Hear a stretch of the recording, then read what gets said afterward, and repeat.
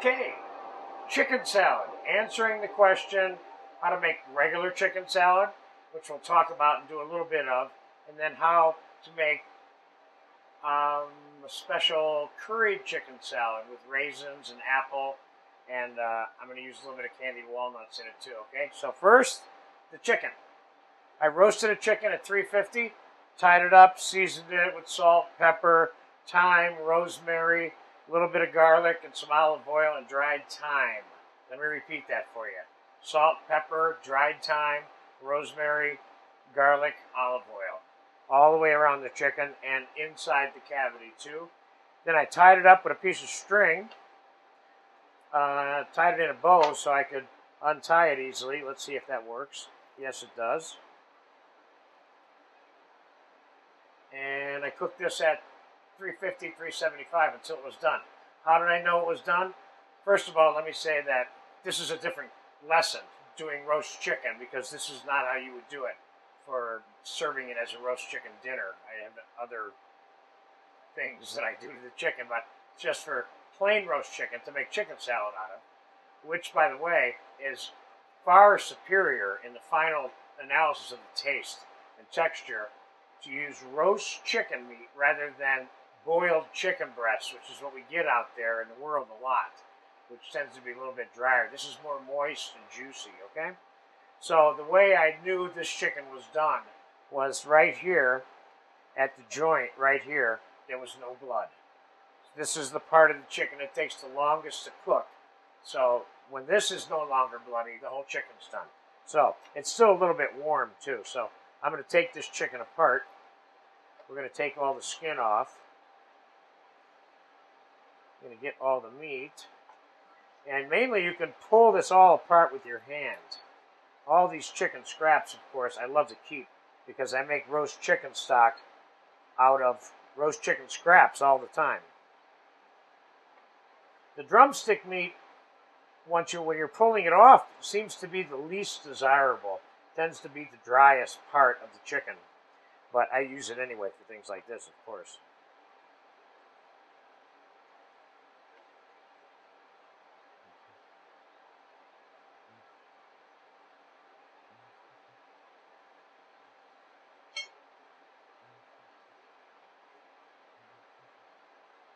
I'm going to make sure you don't get any bone in there. Of course, we're going to chop this up with a knife. If there is any bone, we'll probably find it.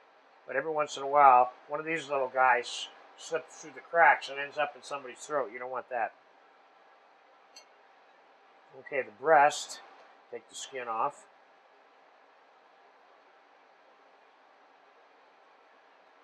And then, believe it or not, you can just pull the breast meat. Oh, this is hot. Off the chicken.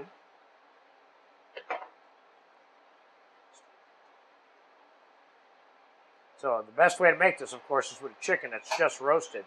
And then make it and serve it if you can. But if you have to store it, no problem. But I wouldn't serve this chicken salad really, really cold. I'd rather serve it a little bit closer to room temperature. So you might want to temper, if you make this in advance, you might want to temper this on a defrost cycle in a microwave so it's not ice cold when you serve it, okay? That it will affect the overall texture. Okay, there's all of our scraps.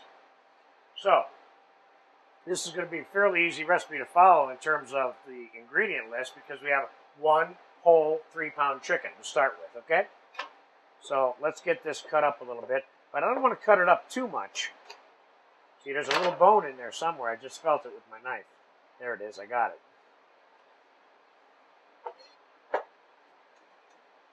The breast meat I tend to cut up, and then the leg meat I like to leave in pieces like this.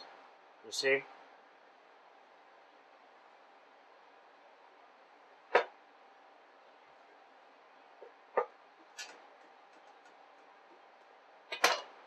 Okay. Let's get all this in our bowl. See those big pieces of the leg and thigh meat? That's that's, I would say, the part that makes using the roast chicken the most desirable part over using boiled breasts or simmered breast or grilled breast. And you certainly can grill the chicken and make grilled chicken salad, don't forget. All right. So what I have here, And basic chicken salad, I would say if I had to define the basic American chicken salad, it would probably be have some onion, pineapple, and some nuts in it of some sort, typically walnuts, maybe pecans, with mayonnaise and mixed together and seasoned. That sounds like your typical chicken salad out there, okay? This one has got a little more spunk to it. I'm going to start out by adding some diced celery to it. Probably so we got one chicken and we got, this is 3 ribs of celery right here is what it is.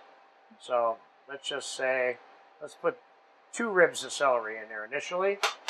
This is 1 whole diced Granny Smith apple. And I say put all of this in. And I want to show you quickly how I did that also with an apple here. Cut it in half. Cut it into 6ths. Here's the core. Boom, I cut it out already, see? Now, I don't think I need any more apple. I'll cut one more little piece to show you how to cut it. That's what I'm doing. So, slice it. Slice it lengthwise. And diced it, like that. Okay, let's throw that in there.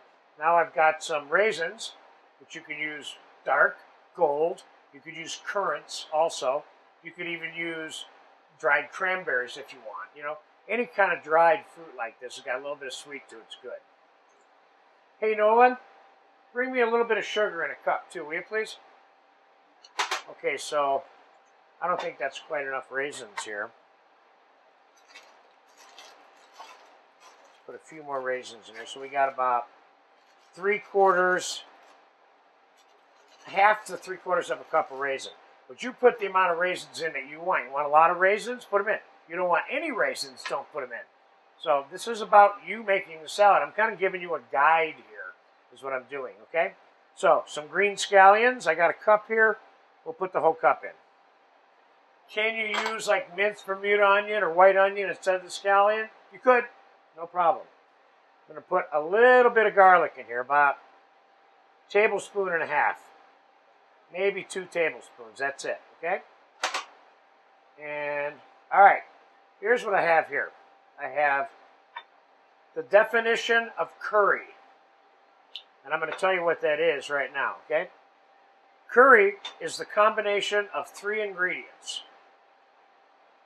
Ground cumin, fresh ground, obviously. I ground this a few minutes ago in our coffee grinder, you know. We have a small coffee grinder that we use to grind all of our black pepper and spices like this. And then we have ground coriander. So it's cumin, coriander, and turmeric. Turmeric, which is another spice that's very Indian. So, why is this Indian and what does curry mean? Let me recap this. Curry means these 3 things administered into the food. So if you take a piece of fish and you sprinkle cumin, coriander, and turmeric on it and saute it, that's curried sauteed filet of fish, or however you're going to cook it. So you go over to India, they don't have containers of curry. They just use these ingredients when they cook, when they want to make something curry tasting, okay? So now we're going to add a combination of mayonnaise, sour cream. We thin it out with a little bit of cream. We're going to add a pinch of sugar to it. We're going to add all these spices. So let's start by, hey, Nolan, give me a slightly larger bowl than this, okay?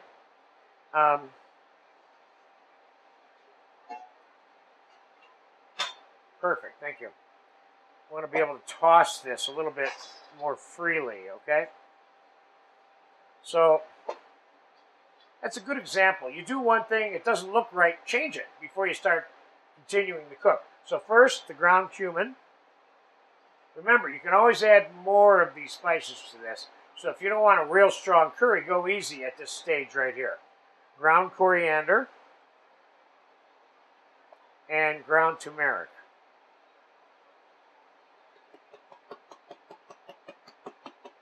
The turmeric is what always changes the color of the product that you're making curry into. All right, so I have some regular commercial mayonnaise here. 1 cup. I have some really good sour cream. I have about 1.25 cups here. I'm going to put 1 cup of this in here. And we're going to start by mixing this together first. And I'm going to add, a couple tablespoons of sugar to start with. I want slightly sweetness to this, okay? Ready? Here we go.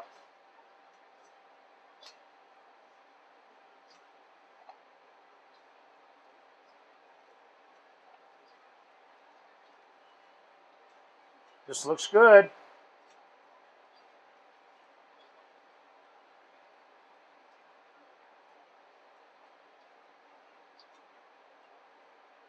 Let's just get a quick taste on this.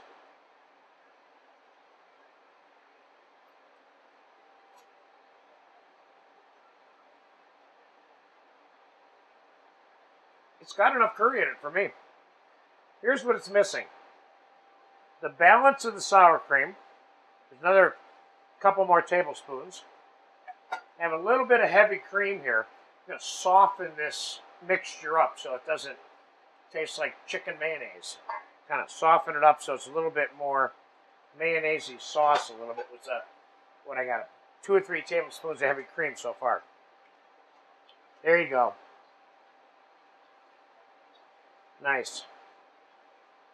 I tasted this and it tastes good right now. I really, really like this chicken salad, by the way. And it's really good. Let me wash my hands and then we're going to get this on a plate.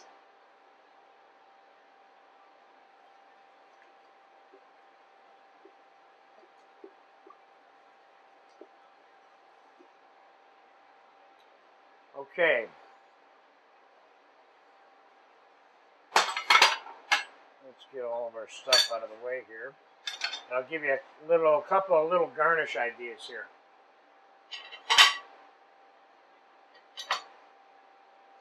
Let's start by putting a mound of chicken on the plate. If you want to put some underlying lettuce on it, go ahead. But you will see. Hey, let me have a little bit of diced tomato also.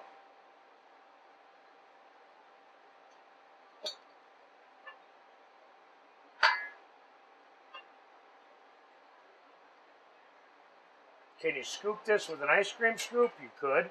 Thank you.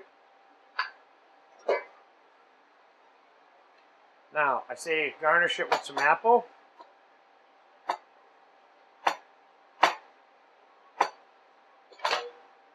And you got some chopped parsley over there also? You can tell I'm extremely prepared for this. For this, I was prepared, but I wasn't thinking about garnishing it for you too much.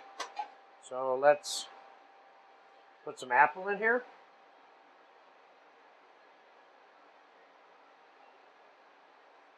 And let's put a little bit of tomato on here for color.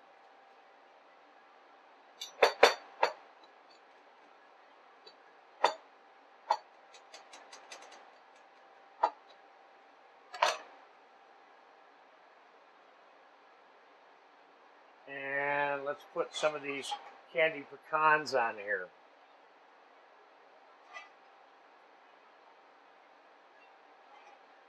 You could mix the candied pecans or walnuts. I mean pecans. These are walnuts. I'm sorry.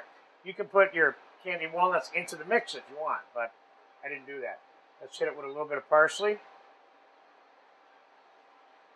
And that's pretty much it. This is, you taste this salad, you're going to love it. It's apple, raisin, sour cream, mayonnaise, a little pinch of sugar. There you have it. Make great for sandwiches or if you're doing a little salad buffet for your friends one day in the summertime outside, this is a great addition. Enjoy it. My favorite curry chicken salad.